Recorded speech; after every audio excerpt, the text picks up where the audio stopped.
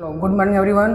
Class 7 आज हमारा topic है मोर अबाउट HTML। वैसे तो हम पहली क्लास में HTML के बारे में पढ़ चुके हैं, लेकिन थोड़ा HTML के बारे में थोड़ा एडवांस जानेंगे, वो इस चैप्टर में जानेंगे। More about HTML। HTML हम पहले पढ़ चुके हैं, जैसे कि हमने सुना था, हमने पढ़ा था HTML। इसका पूरा नाम क्या होता है सबको पता है, हाइपर टेक्स्ट मार्कअप लैंग्वेज होता है। हाइपर टेक्स्ट मार्कअप लैंग्वेज होता है। अब hyper text markup language use क्या होता है? हम सबने पहले चैप्टर में पढ़ा है कि हाइपर टेक्स्ट मार्कअप लैंग्वेज का यूज हम वेब पेज बनाने में करते हैं। और जब हम वेब पेज बनाने में hyper text markup language use करते हैं, तो सबसे पहले हम HTML यूज करते हैं। HTML यूज होता है मोस्टली, अगर आप कोई पूछता है कि HTML यूज करने का तरीका या किस लिए यूज करते हैं, तो सबसे पहले हम बोल देंगे HTML जो होती है वो वेब पेज बनाने के लिए यूज की जाती है। तो HTML हम पहले चैप्टर बाकी को बहुत सारा पढ़ चुके हैं, हम पहले चैप्टर में काफ़ी कुछ पढ़ चुके हैं, है ना। तो अब हम आगे और कुछ पढ़ेंगे HTML में। देखो, सबसे पहली बात होती है कि HTML एक लैंग्वेज है, ये प्रोग्रामिंग लैंग्वेज नहीं है, मार्कअप लैंग्वेज है। कैसी लैंग्वेज है? मार्कअप लैंग्वेज है। बहुत से लोग कंफ्यूज आती है कैसी लैंग्वेज है। ध्यान रहे, HTML तो मार्कअप लैंग्वेज है। कैसी लैंग्वेज है? मार्कअप लैंग्वेज है। मार्कअप किसी चीज़ को एक सही जगह पर रखना।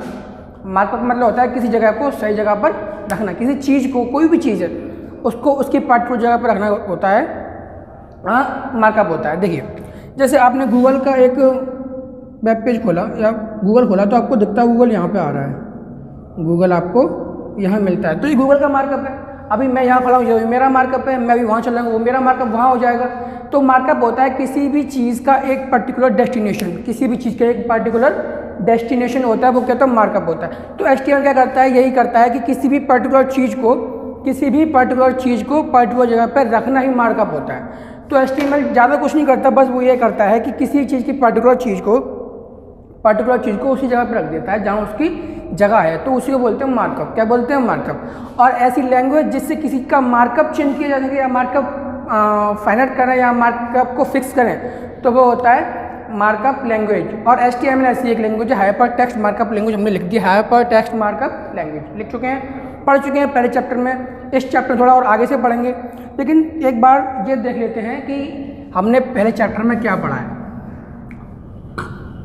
तो चलिए, it is standard markup language. इसकी डेफिनेशन लिखना चाहें तो it is standard markup language. Standard क्यों? क्योंकि ये वेब पेज बनाने के बहुत ज़्यादा यूज की जाती है, इसलिए स्टैंडर्ड हो चुकी है। For creating web page, for creating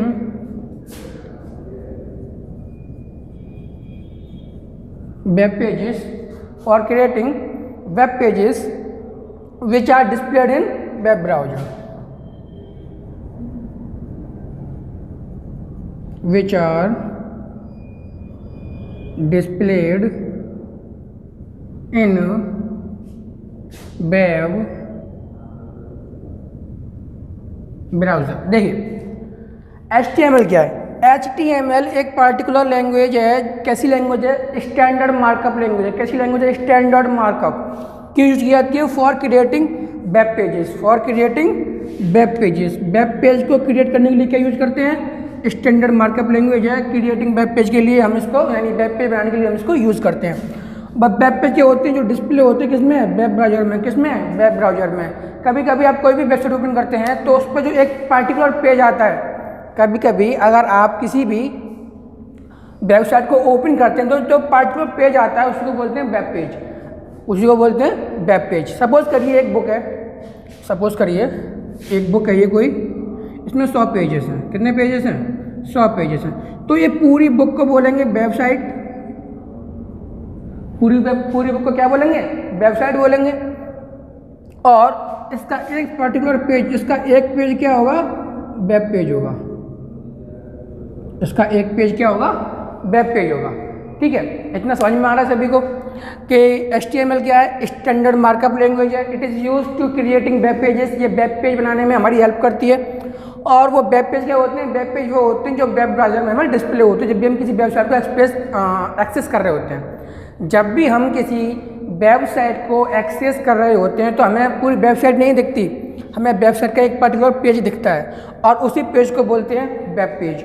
और वो वेब पेज बनाने के लिए यूज़ की जाती है HTML, hyper text markup language. ये एक स्टैंडर्ड मार्कअप लैंग्वेज होती है, ठीक है, ये एक स्टैंडर्ड मार्कअप लैंग्वेज होती है जिसको हम यूज करते हैं किसके लिए, वेब पेज बनाने के लिए। किसके लिए, वेब पेज बनाने के लिए। चलिए स्क्रीनशॉट ले लीजिएगा।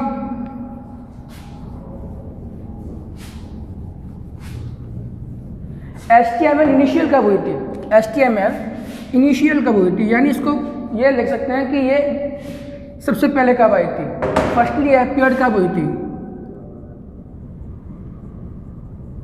फर्स्टली अपीयर्ड कब हुई थी, फर्स्टली अपीयर्ड 1993 में हुई थी। कब हुई थी, 1993 में हुई थी, ठीक है, 1993 में हुई थी। लेकिन इसको बनाया किसने था, डेवलप्ड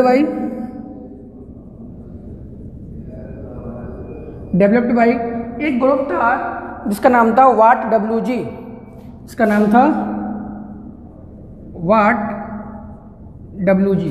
इसका पूरा नाम होता है web hyper application technology working group. इसका पूरा नाम क्या होता है,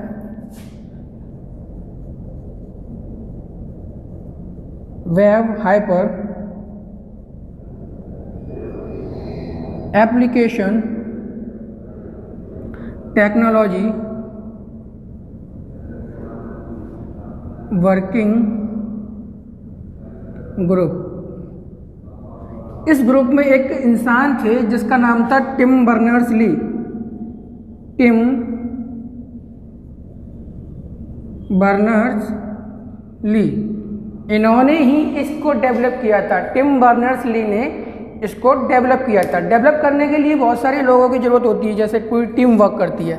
तो यहाँ हम देख रहे हैं कि वर्क ग्रुप है, पूरा क्या है, वर्क ग्रुप है, पूरे ग्रुप ने वर्क किया था। लेकिन उसके ग्रुप के हेड थे टिम बर्नर्स-ली। कौन थे, टिम बर्नर्स-ली। इन्हीं ने हमारी HTML को डेवलप किया था। कब किया था, 1993 में। और किस ग्रुप ने इसको वर्क किया था, तो उसको बोलेंगे WhatWG। WhatWG का मतलब होता है web hyper application technology work group. ये ऐसा ग्रुप है जहाँ पर HTML को डेवलप किया गया था और HTML डेवलप की गई है 1993 में। 1993 में यानी 29 ईयर्स अगो, 29 साल हो चुके इसको आए हुए, अभी भी चल रहा है। इसका लेटेस्ट वर्जन कौन सा है, कोई आपसे पूछता है, ये आपने नोट कर लिया होगा अच्छी तरीके से। चलिए इसका जो लेटेस्ट वर्जन आया है, इसका जो लेटेस्ट वर्जन,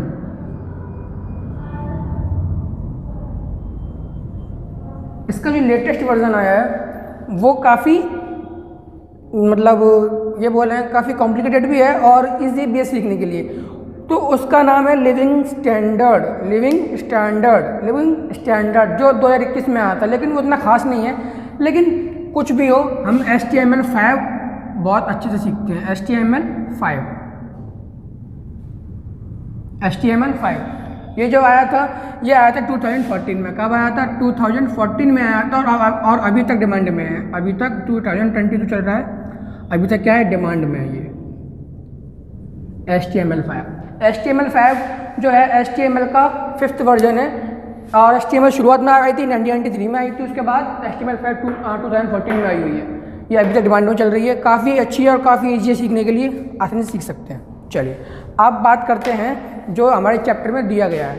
ये तो इसकी हिस्ट्री थी जो हमने पहले से पढ़नी चाहिए थी कि HTML क्या होता है, कब आई थी, इसका कौन सा वर्जन चल रहा है, वो भी हम पढ़ रहे हैं। लेकिन जो चैप्टर में दिया हुआ है वो बहुत ईजी दिया हुआ है, उसको पढ़ते हैं। चलिए कुछ टॉपिक दिए हैं,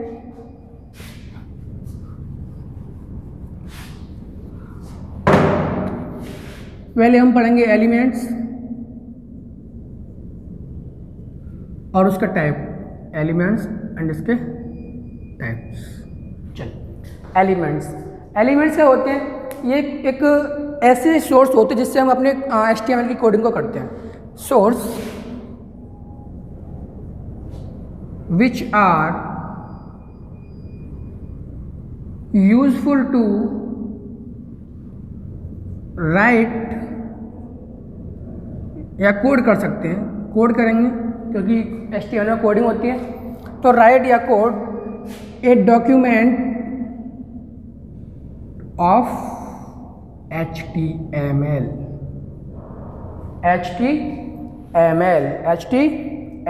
चलिए, source which are useful to write या code a document of HTML के डॉक्यूमेंट को लिखने के लिए जो सोर्स में यूजफुल होते हैं उन्हीं को बोलते हैं एलिमेंट्स। क्या बोलते हैं?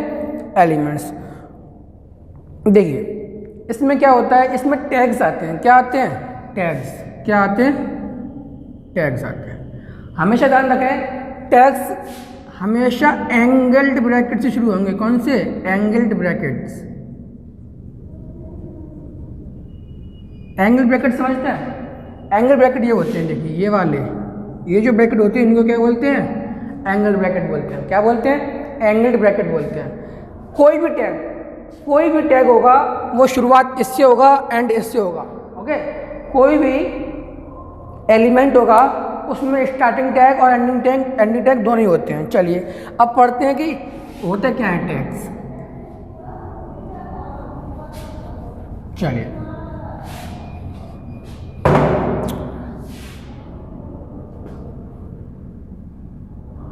एलिमेंट्स दो टाइप के होते हैं।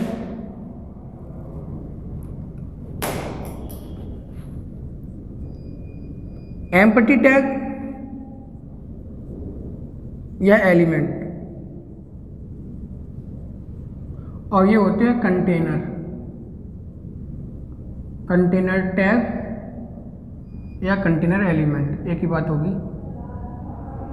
टैग क्या होते हैं मैंने बता दिया है। टैग वो होते हैं जो एंगल्ड ब्रैकेट से शुरू होते हैं। एंगल्ड ब्रैकेट से शुरू होते हैं वो क्या होते हैं? टैग होते हैं। क्या होते हैं? टैग। देखिए मेरी बात सुनिए, HTML की जितनी भी कोडिंग होती है वो सब टैग से होती है। HTML की जितनी भी कोडिंग होगी सारी टैग से होगी। अब मुझे ये बताइए, अगर कोई भी टैग आप लिखना भूल जाते हैं या आपको कोई भी टैग पता ही नहीं है कौन सा टैग हमें कहाँ यूज करना है, तो उसके लिए आपको पढ़ने होंगे टैग्स। क्या पढ़ने होंगे? टैग्स।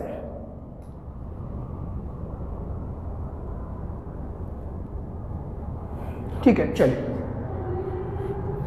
एम्प्टी टैग और कंटेनर टैग। देखो समझ लो कि एम्प्टी टैग वो होते हैं जिसमें स्टार्टिंग टैग और एंडिंग टैग नहीं होता। स्टार्टिंग टैग और एंडिंग टैग नहीं होता। एंडिंग टैग नहीं होता। ठीक है, इसमें दोनों होते हैं। इसमें बोथ आर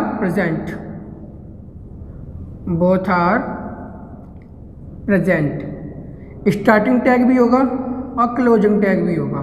ठीक है, हमेशा ध्यान रखें, स्टार्टिंग टैग ये होगा जिसमें कोई भी नहीं होगा, और ये एंडिंग टैग जिसमें स्लैश लगा होगा। जो स्टार्टिंग टैग है और ये एंडिंग टैग है। जिसमें ये दोनों होते हैं वो कंटेनर होता है, जिसमें ये दोनों नहीं होते हैं वो एम्प्टी होता है।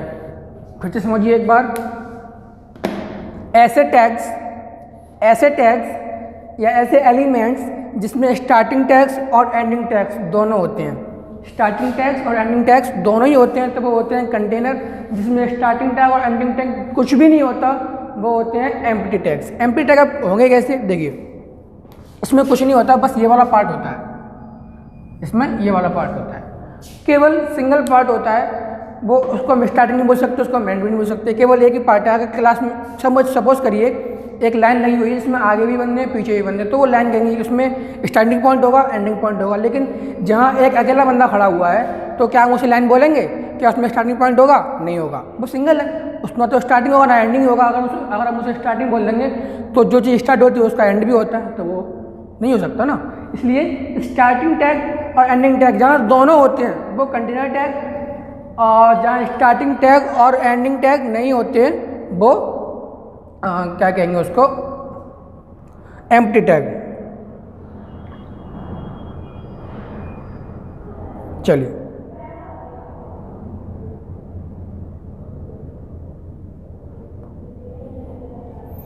स्क्रीनशॉट ले लेंगे आप लोग, है ना। चलिए आगे बढ़ते हैं थोड़ा सा।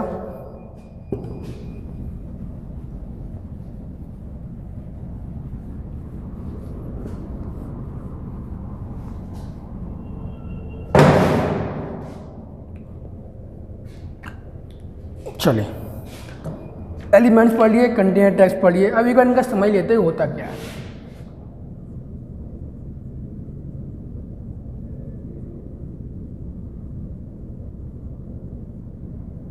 कंटेनर एलिमेंट्स तो होते क्या है? Elements which has know which has both आएगा, कंटेनर कर ले ना पहले, तो दोनों होते हैं। बोथ स्टार्टिंग पॉइंट या starting tag and ending tag. Starting tag and ending tag, जिसमें दोनों ही होते हैं वो क्या, कौन से होते हैं? कंटेनर होते हैं। कौन से होते हैं? Container tags. ऐसे टैग्स जिसमें स्टार्टिंग पॉइंट और एंडिंग पॉइंट दोनों ही होता है, तो वो कौन से होते हैं? कंटेनर टैग होते हैं, क्योंकि वो अपने बीच में कंटेनर मतलब बीच में किसी भी वैल्यू को कंटेन कर सकते हैं। देखिए कैसे होते हैं। एक हमने ले लिया कोई भी, सपोज करो पी ले लिया, और यहाँ पी हमने बंद कर दिया, और हम यहाँ कुछ भी लिखेंगे, बीच में कुछ भी लिखेंगे, तो वो पैराग्राफ टैग उसको क्या कर लेगा? कंटेन कर लेगा। देखिए ये स्टार्टिंग पॉइंट होता है, ये एंडिंग पॉइंट होता है। इसको बोलते हैं स्टार्टिंग टैग, इसको बोलते हैं एंडिंग टैग। और ये इस वैल्यू को क्या कर रहा है? कंटेन कर रहा है। क्या कर रहा है? कंटेन कर रहा है।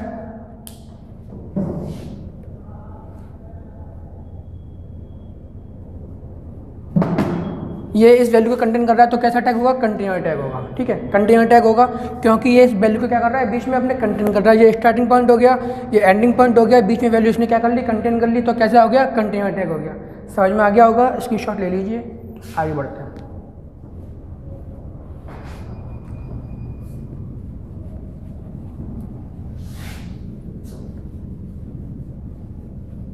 चलिए अब पढ़ते हैं empty tags.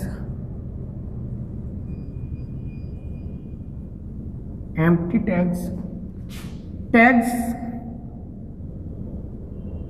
which has no starting or ending point.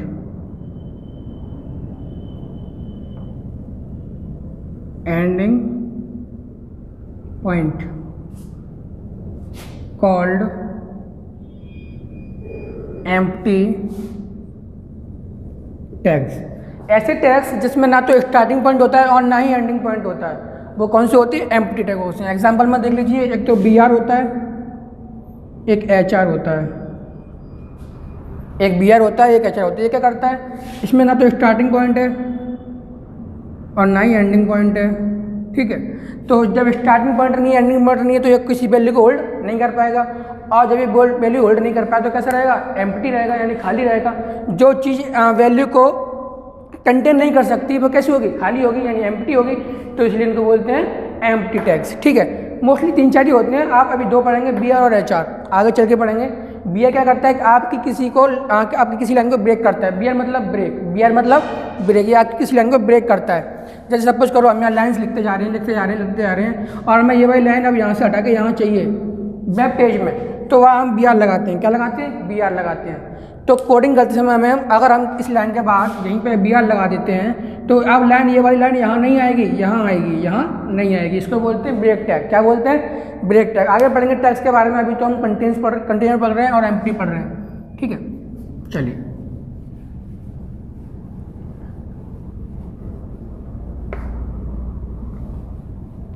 इतना पढ़ने के बाद जो HTML चैप्टर नंबर 2 है, उसमें कुछ एडवांस दिया हुआ है आप लोगों के लिए। देखिए क्या क्या दिया है। नंबर 1 पर दिया है पैराग्राफ। क्या दिया है? पैराग्राफ। नंबर 2 पर दिया हुआ है हेडिंग्स। नंबर 3 पर दिया हुआ है अलाइनमेंट।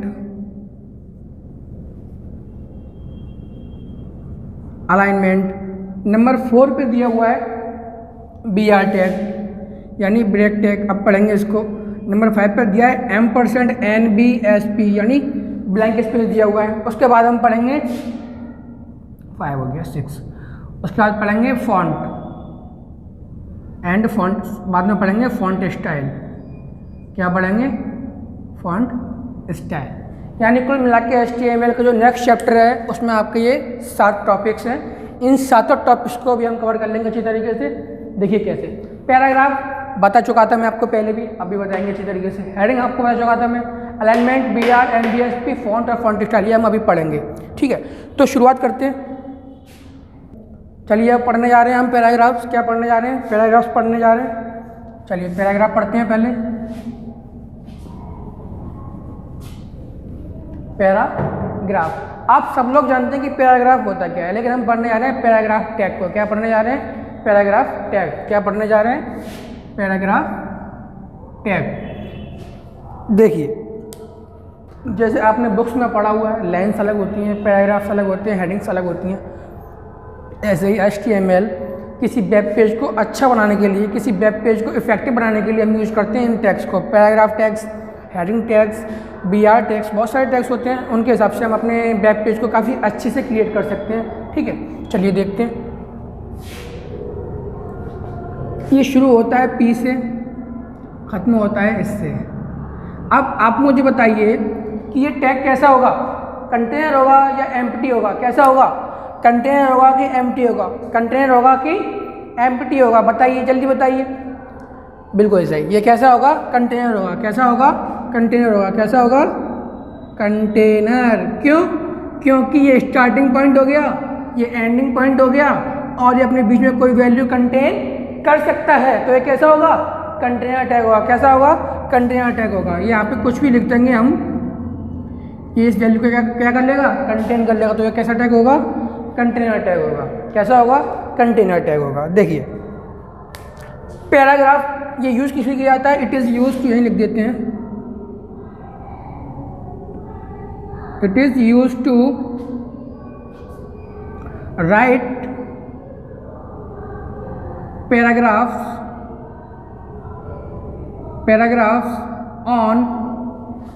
On web pages. क्या करता है? वेब पेज पे पैराग्राफ लिखता है। वेब पेज पे पैराग्राफ लिखने के लिए यूज किया जाता है कौन सा? P tag. इसको ही बोलते हैं पैराग्राफ टैग, लिख दिया है। और ये कैसा होता है? कंटेनर होता है। कैसा होता है? कंटेनर टैग होता है। कैसा होता है? कंटेनर टैग होता है। कौन सा टैग? Container tag. टैग का नेम क्या है? Paragraph tag. टैग का नेम क्या है? Paragraph tag. पैराग्राफ टैग किसी भी वेब पेज पे पैराग्राफ लिखने के लिए यूज किया जाता है। और ये इस तरीके से लिखा जाता है, ये स्टार्टिंग पॉइंट हो गया, ये एंडिंग पॉइंट हो गया, और बीच में कोई वैल्यू होल्ड करने हो तो कैसा होगा? कंटेनर होगा। तो पैराग्राफ टैग होता कैसा है? कंटेनर टैग होता है। क्यों? क्योंकि अपने बीच में ये वैल्यू कंटेन कर लेता है, और सबसे इंपॉर्टेंट चीज़, इसका स्टार्टिंग पॉइंट भी है और एंडिंग पॉइंट भी है। स्टार्टिंग पॉइंट ये रहा, एंडिंग पॉइंट ये रहा। और मैं लिखाया था अभी, ये tags which have both starting point and ending point called container tags. तो इसमें स्टार्टिंग पॉइंट भी है, एंडिंग पॉइंट भी है, वैल्यू होल्ड कर रहा है, तो कैसा होगा? कंटेनर टैग होगा। कैसा होगा? कंटेनर टैग होगा। It is use to write paragraphs on web page. ये यूज किस लिए किया जाता है? क्योंकि हम वेब पेज पे किसी पैराग्राफ को लिख सकें। ठीक है, इतना क्लियर सबको? आप चाहें तो स्क्रीनशॉट ले सकते हैं। चलिए, इतना समझ में आ गया होगा सभी को। अब पढ़ते हैं हेडिंग टैग। हेडिंग टैग्स, चलिए नंबर 2 पे पढ़ेंगे हम हेडिंग टैग्स। देखिए बेटा, हेडिंग के लिए मैं आपको चैप्टर में फर्स्ट में पढ़ा चाहूँ कि HTML में 6 हेडिंग होती हैं। कितनी हेडिंग होती हैं? 6। लिख देंगे यहाँ पे, there are 6 headings in HTML। कितनी होती हैं? 6 होती हैं। होती कैसी है? H1, H2, H3, H4, H5, H6।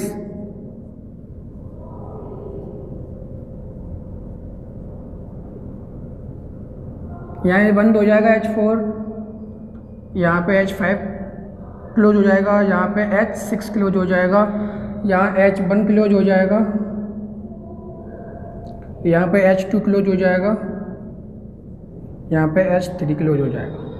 ठीक है, देखिए there are 6 settings in HTML, H1, H2, H3, H4, H5, H6, यानी H1 से लेकर कितनी होती हैं, H1 से लेकर H6 तक होती हैं, H1 से लेकर H6 तक होती हैं, यानी कुल मिला के 6 सेटिंग्स होती हैं, H1, H2, H3, H4, H5, H6। अब इन H5, H2, H3 का मतलब क्या, ये पढ़ते हैं। देखिए कभी कभी वेब पेज में क्या होता है, कोई जो टैग होता है, कोई भी चीज़ लिखी होती है वो बड़ी लिखी होती है, यानी बोल्ड लिखी होती है। कैसी लिखी होती है, बोल्ड लिखी होती है, और इसका साइज कैसा होगा, बड़ा होगा। और कुछ इतनी छोटी लिखी होती हैं कि उन्हें देखने के लिए हमें जूम करना होता है, तो उनका साइज कैसा होता है, स्मॉल होता है। ठीक है, अब लिखना तो हमें हेडिंग से ही है, तो जो साइज बड़ा है वो H1 का, जो साइज सबसे बड़ा है वो H1 का, और जो साइज सबसे छोटा है वो H6 का। हेडिंग 6 तरीके की होती हैं, जैसे मैं लिखूं, यहाँ मैं लिखूं इस तरीके से, दीपक, ये इससे छोटा लिखूं, ये इससे छोटा लिखूं, ये इससे छोटा लिखूं, और ये इससे भी छोटा लिखूं, तो H1, H2, H3, H4, H5, इससे भी छोटा लिखूंगा ये, तो H6। ठीक है, तो जितनी बड़ी हेडिंग उतना बड़ा, उतना छोटा नंबर। उल्टा हो गया यहाँ पे, H1 सबसे बड़ी हेडिंग होती है, यानी जिसका साइज सबसे बड़ा होता है वो होती है H1। H1 सबसे बड़ी हेडिंग होती है, यानी सबसे उसका जो साइज होता है सबसे बड़ा होता है। उससे छोटा H2, उससे छोटा H3, उससे छोटा H4, उससे छोटा H5, फिर H6। ठीक है, तो साइज के हिसाब से देखें तो H1 सबसे बड़ी है, H1 सबसे बड़ी है, और H6 सबसे छोटी है। H1 सबसे बड़ी है और H6 सबसे छोटी है। अगर हेडिंग के हिसाब से देखें और इसका साइज के हिसाब से देखें तो H1 सबसे बड़ी है और H6 सबसे छोटी है। चलिए आप इसको इम्प्लीमेंट करके देखते हैं।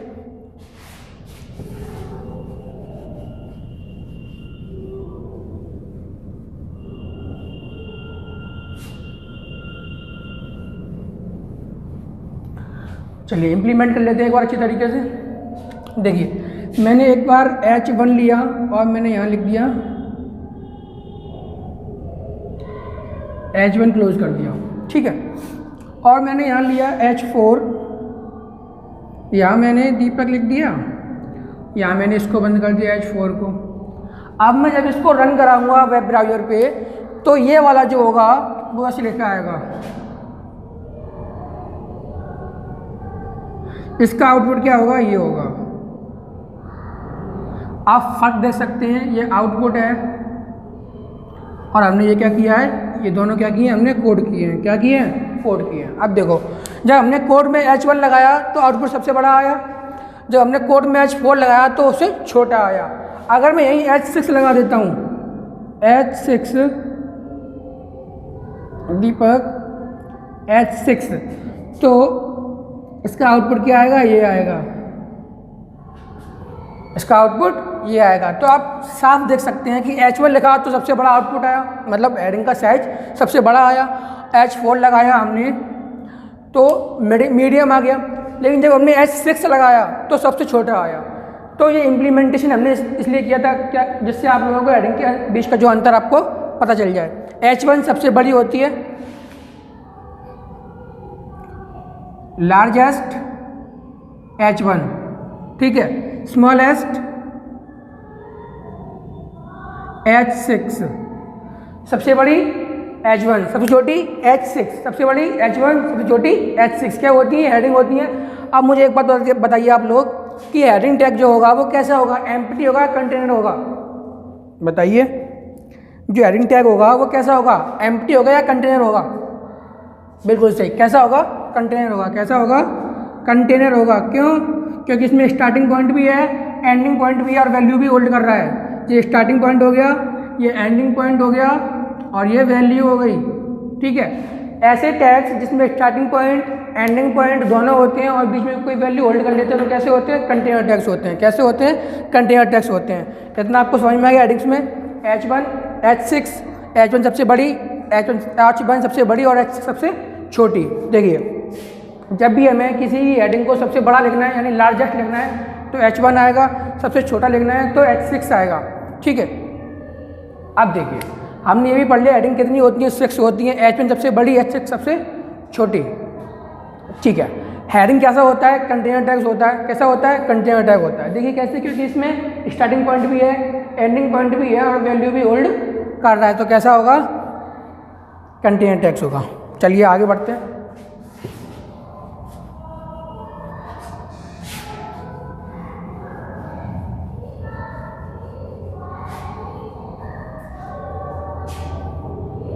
अब पढ़ेंगे अलाइनमेंट। क्या पढ़ेंगे, अलाइनमेंट।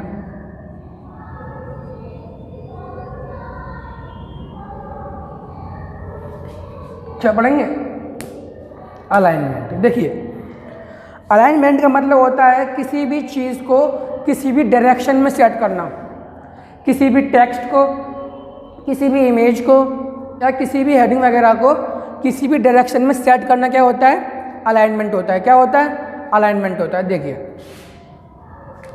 सपोज करिए ये कोई वेबसाइट है, हमने सपोज करो फेसबुक खोल ली। कौन सी खोल ली, फेसबुक। ऐसे लिखा आता है, एफ लिखा होता है बीच में और ऐसे लिखा आता है।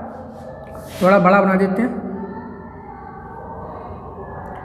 फेसबुक लिखते हैं, एफ आता है इस तरीके से और ये 4-5 इस तरीके से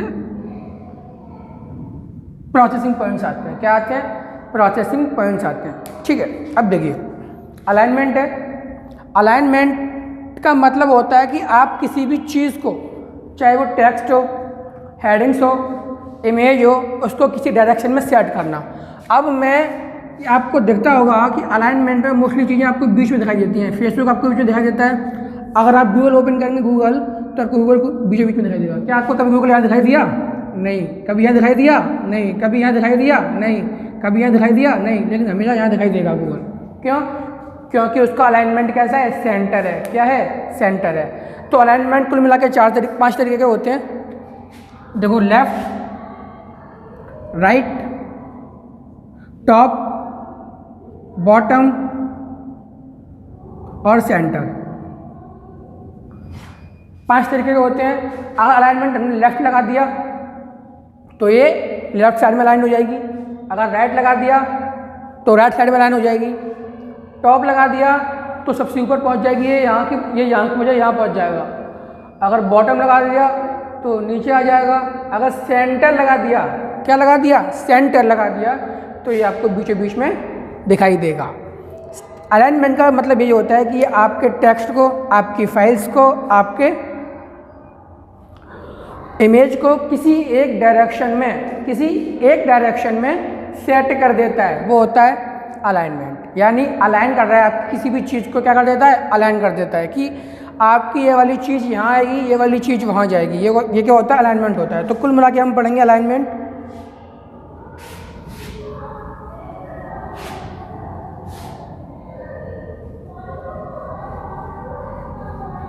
देखिए एग्जाम्पल समझ लेते हैं। हमने पी लिया, यहाँ पे लगा दिया अलाइन सेंटर। ठीक है, इसको बंद कर दिया। यहाँ मैंने लिख दिया दीपक और यहाँ मैंने पी को बंद कर दिया। ठीक है, तो हमने अलाइन क्या कर दिया है, सेंटर। क्या कर दिया है, सेंटर। तो ये अब दीपक जो है वो पेज के बीचों बीच में आएगा। कहाँ आएगा, यहाँ आएगा। कहाँ आएगा, यहाँ आएगा। जब हम अलाइन को क्या कर देंगे, सेंटर कर देंगे अलाइन को, तो ये कहाँ आएगा, बीच में आएगा। कहाँ आएगा, बीच में आएगा। हमेशा ध्यान रखें 5 तरीके का होता है। टॉप, बॉटम, लेफ्ट, राइट और सेंटर। अगर आपको ऊपर रखना है, जैसे मैं अगर यहाँ पर टॉप लगा देता हूँ तो ये दीपक यहाँ की बजाय यहाँ खिसक जाएगा ऊपर। ठीक है, अगर मैंने बॉटम लगा दिया तो ये नीचे आ जाएगा। ठीक है, अगर मैंने लेफ़्ट लगा दिया तो ये लेफ़्ट में चला जाएगा। अगर मैंने लेफ़्ट में इधर होता है, इधर आ जाएगा। अगर मैंने राइट लगा दिया तो ये इधर आ जाएगा। और हमने सेंटर लगाएंगे तो ये कहाँ रहेगा, बीचों बीच में रहेगा। तो मोस्टली अलाइन यूज होता है सेंटर के लिए। ज़्यादातर अलाइन होता है सेंटर के लिए या फिर लेफ़्ट के लिए। अलाइन मोस्टली यूज होता है। देखिए अलाइन पढ़ लिया था हम लोगों ने। अलाइन 5 तरीके का होता है। टॉप मतलब ऊपर, बॉटम मतलब नीचे, सेंटर मतलब बीच में, लेफ्ट मतलब लेफ्ट में, राइट मतलब राइट में। चलिए, अलाइनमेंट सबको समझ में आ गया होगा, बहुत इजी होता है, इतना टफ नहीं है। किसी भी टेक्स्ट को किसी एक डायरेक्शन में सेट करना क्या होता है, अलाइनमेंट होता है। आगे पढ़ेंगे बी आर टैग। क्या पढ़ेंगे? बी आर टैग, इसको बोलते हैं break tag, BREAK, break tag. क्या पढ़ेंगे? Break tag. Mostly it is use to break, लिख लो, it is use to break, it is used to break any line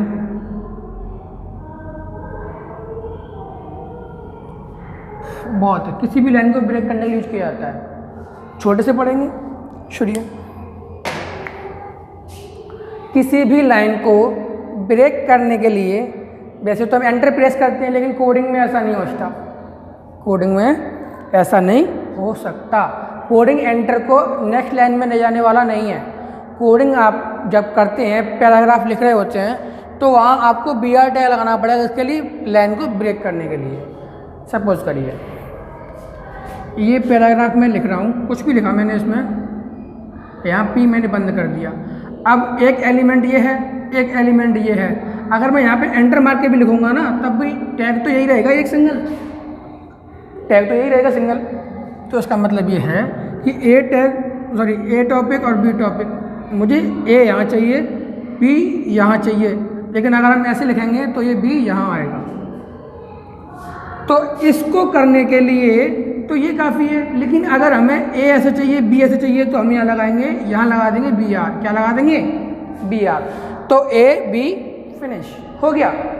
आप किसी भी चीज़ को दूसरी लाइन में लाने के लिए ब्रेक टैग का यूज करते हैं। ब्रेक टैग वो टैग होता है जो किसी भी लाइन को कहीं से भी ब्रेक कर सकता है। इतनी ताकत होती है इस छोटे से टैग के पास। Break tag it is use to break any line. A और B लिखा हुआ है, इसको ऐसे लिखेंगे तो ऐसे आएगा, लेकिन अगर BR लगा देंगे तो A और B ऐसे आएगा। समझ में आ गया ब्रेक टैग? बहुत ईजी सा है। चलिए,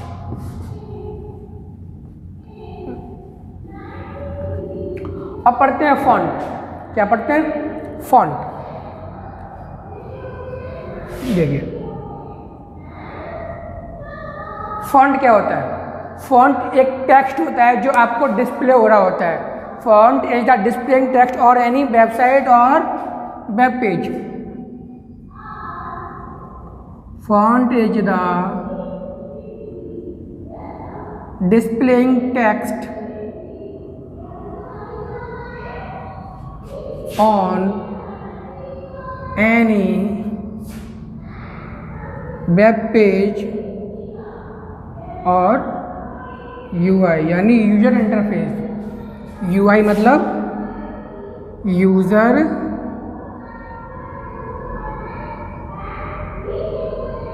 इंटरफेस, यही तो होगा।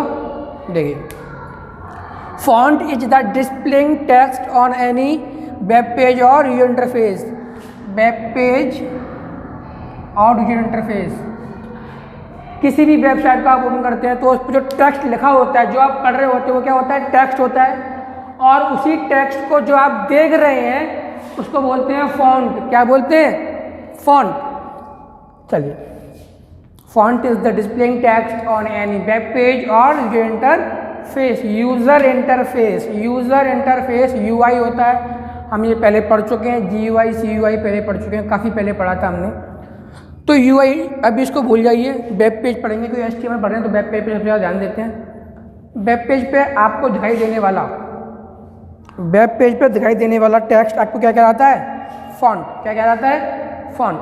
तो फॉन्ट जब हम पढ़ेंगे तो इस फॉन्ट की कुछ स्टाइल्स होती हैं, कुछ साइज होता है और कुछ कलर होता है।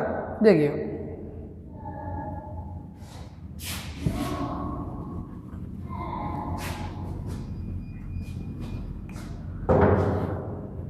सपोज करिए एक वेब पेज है, ये वेब पेज है कोई, इस पर कुछ लिखा हुआ है, ठीक है। इस पे जो लिखा हुआ है उसका कलर है, सपोज करो ब्लू है, ऐसा है ब्लू, क्या है, ब्लू।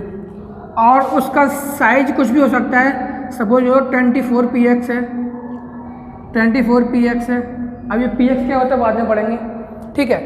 और उसकी स्टाइल क्या है, सपोज करो इटैलिक है या बोल्ड है या स्ट्राइक है,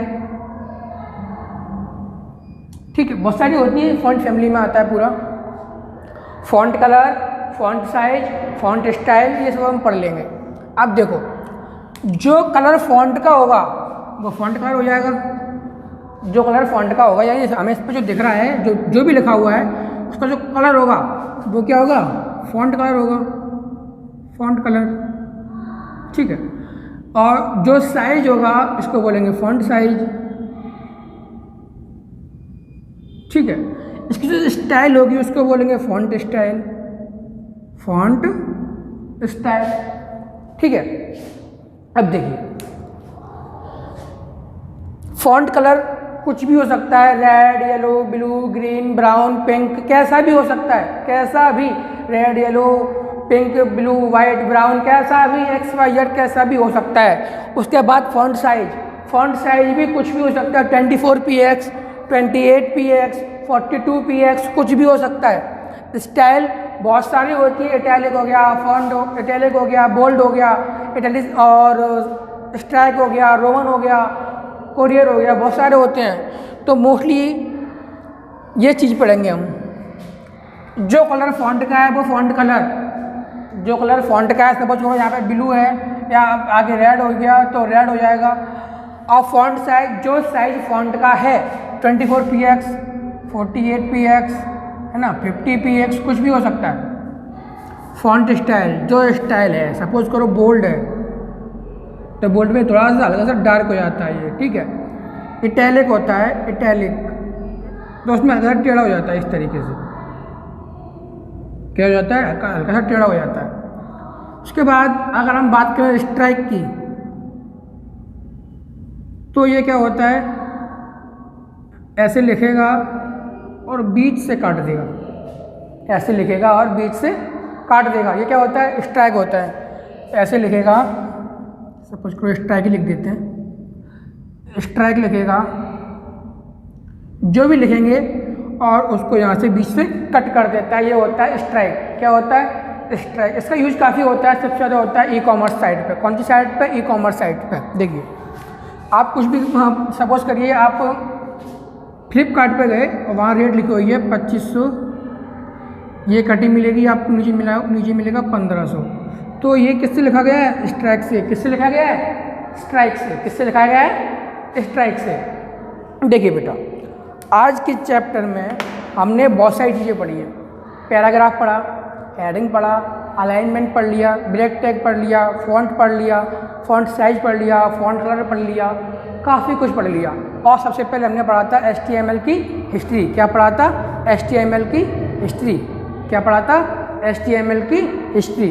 तो वो सब आपने पहले पढ़ चुके थे। ये चैप्टर में मोर अबाउट HTML में कहते हैं, पैराग्राफ था, हेडिंग था, अलाइनमेंट था, BR टैग था, बोल्ड था, इटैलिसाइज था, स्ट्राइक था, फॉन्ट था, फॉन्ट कलर, फॉन्ट साइज, ये सब चीज़ पे हमने पढ़ चुके हैं। तो आपको समझ में आ गया होगा, होप सबको अच्छा लगा होगा वीडियो। आज के टॉपिक में इतना ही। तो हमने ये सब चीज़ें पढ़ ली हैं, आप लोगों को अच्छे समझ में आ गया होगा। नोट्स आपको आज शाम तक मिल जाएंगे, ठीक है। उसके बाद अगर आपको ये वीडियो अच्छा लगता है तो उसको लाइक करें, शेयर करें, हमारे चैनल को सब्सक्राइब करें। जहाँ क्लासेज फिरोजाबाद नाम से हमारा चैनल है, इसको लाइक करें, शेयर करें, सब्सक्राइब करें। Thank you.